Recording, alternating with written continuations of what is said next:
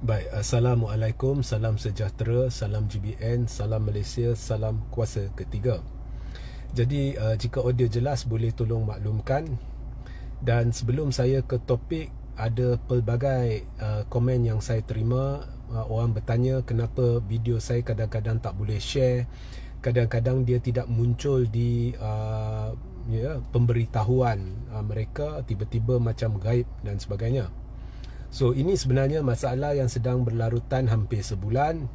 Dan tiba-tiba ada seolah-olah satu usaha yang nyata lah untuk menyekat bukan saja saya, ramai orang, pemberitahuan live-live mereka, pencapaian dan sebagainya. Jadi anda kena rajin pergi ke laman-laman yang anda minat dan cari sendirilah.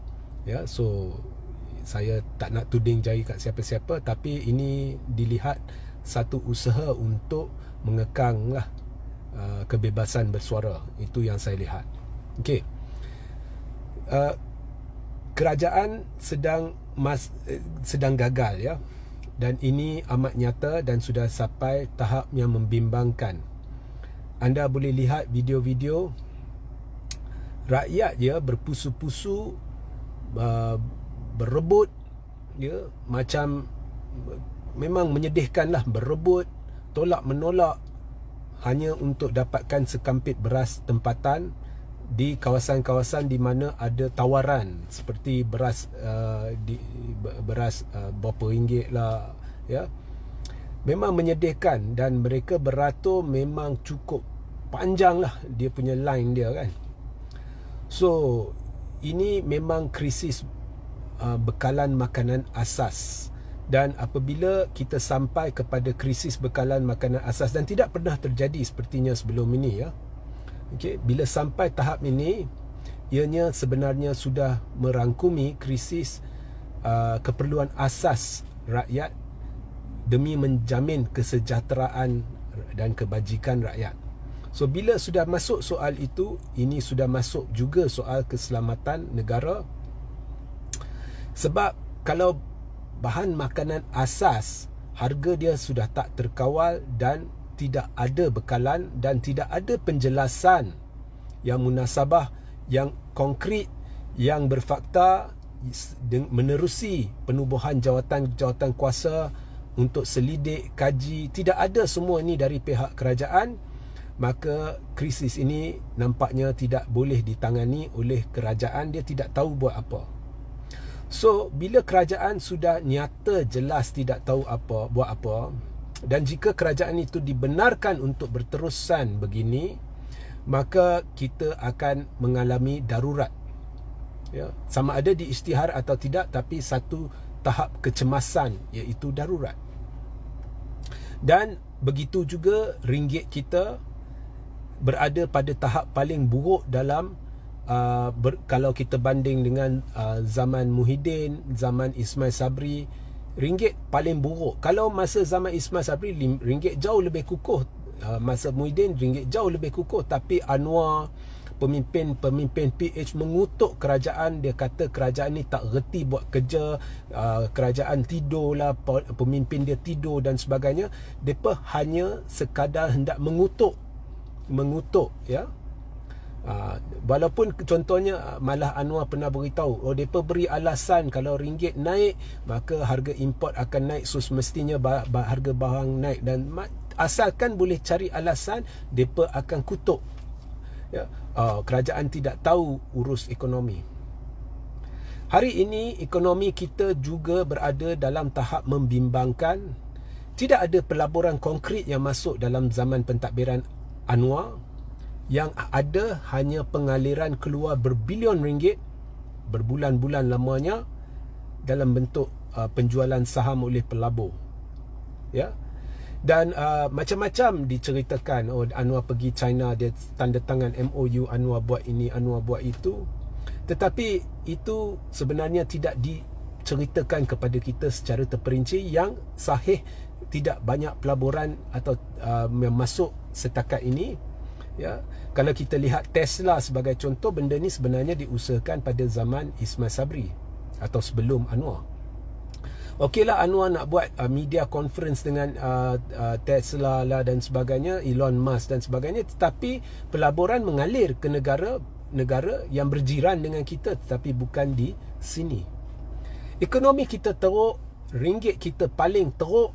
Kalau ikut logik Anwar yang Anwar lempar kepada kerajaan-kerajaan terdahulu, ikut logik Anwar, kerajaan ni paling tak erti buat kerja, dan kita tidak lihat ada satu jawatan kuasa yang ditubuhkan, ada satu, atau tidak diumumkan ya, satu jawatan kuasa yang ditubuhkan, satu gerak khas oleh kerajaan membabitkan menteri-menteri yang berkaitan dan usaha komprehensif melibatkan tokoh-tokoh, mungkin Governor Bank negara dan sebagainya, untuk mengkaji isu ringgit ini dan dengan memberi kita sebab-sebab yang konkret yang boleh menjelaskan apa yang sebenarnya sedang berlaku tidak ada.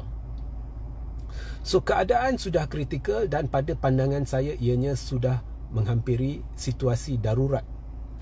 Jadi seeloknya demi kesejahteraan rakyat, keselamatan negara, saya syorkan di isytihar darurat, dan sememangnya ke bawah Duli Yang Maha Mulia Seri Paduka Baginda Yang di-Pertuan Agong memiliki kuasa budi bicara walaupun tidak dinasihati oleh Perdana Menteri untuk mengisytiharkan darurat. Dan benda ni pernah kita bincangkan dulu-dulu, malah saya adakan sesi bersama Tuan Muhammad Hanif Katri Abdullah, pernah bincangkan dulu-dulu ya, isytihar darurat supaya boleh diwujudkan satu jawatan kuasa bebas khas darurat atau jawatan kuasa majlis yang sesuai untuk mentadbir urus negara, melibatkan pemimpin dan pakar yang tahu menangani isu ini. Sebab jika tidak dilakukan, saya khawatir ya, kita akan menghadapi satu bencana krisis makanan yang luar biasa.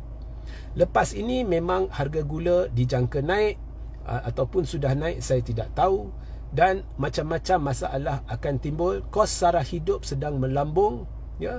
Bila kita lihat belah kerajaan, asyik ada pihak-pihak dalamnya cuba memberi alasan dan putar belit. Kononnya harga barang ni tidak begitu naik lah, ini propaganda lah, mereka sedang memainkan politik lah. Kita bukan memainkan politik, kita risau, kita memperjuangkan hak rakyat ya. So benda tu dah serius. Oh, mereka akan tunjuk seorang menteri ke siapa ke pergi pasar ke, lepas tu bawa troli lah, tengok saya beli ni beli tu, dalam RM100 boleh dapat benda ni benda tu. Mereka cuba mereka fikir rakyat bodoh. Yang dengar menteri itu atau dengar pemimpin itu adalah rakyat yang terkesan. Mereka tahu benda tu semua propaganda. Hakikatnya harga barang menggila. Bukan sekadar anda tunjuk anda boleh beli tepung, anda boleh beli 4-5 barang, maknanya tidak ada masalah. Tepung tu nak masak macam mana? Perlu ada ini, perlu ada gula, perlu ada banyak bahan tambahan, perlu ada minyak, perlu kos gas, macam-macam lagi ya, untuk menyediakan makanan yang boleh dimakan. Saya ulang ya, kos sara hidup sedang melambung, menggila, harga makanan sedang menggila. Kita boleh lihat belah-belah beras ya. Saya dan rakan-rakan yang selalu makan kat luar ke atau beli dan masak sendiri ke, kita tahu harga kos bahan mentah. Mahupun jika anda makan di luar, kos meningkat di sana. Kita faham mengapa kos meningkat di restoran-restoran, kerana harga barang mentah meningkat. Tetapi kerajaan dilihat seolah-olah cuba mengalih perhatian. Baru-baru ini Perdana Menteri akhirnya mengaku memang ada masalah kos meningkat dan sebagainya, harga barang ya. Kalau dulu mereka cuba beri persepsi ianya bukan kritikal, harga masih terkawal dan sebagainya ya. So bila kerajaan ada tabiat dia tidak boleh menangani masalah dan kemudian dia cuba tutup masalah itu atau alihkan perhatian, maka kerajaan itu atau pentadbiran itu sebenarnya sudah gagal dan tidak akan mampu menyelesaikan masalah ni. So sekali lagi ia sudah melibatkan ya keperluan asas, dan ini melibatkan kesejahteraan rakyat. Ini kita tidak boleh berdolak-dalik lagi, kita tidak boleh tunggu lama, kita perlukan darurat dan penubuhan satu majlis yang sesuai untuk mentadbir urus negara dan gantungkan kuasa kerajaan ini dalam tempoh darurat. Itu syur saya. So sehingga kita berjumpa di lain masa. Assalamualaikum, salam sejahtera, salam GBN, salam Malaysia, salam kuasa ketiga.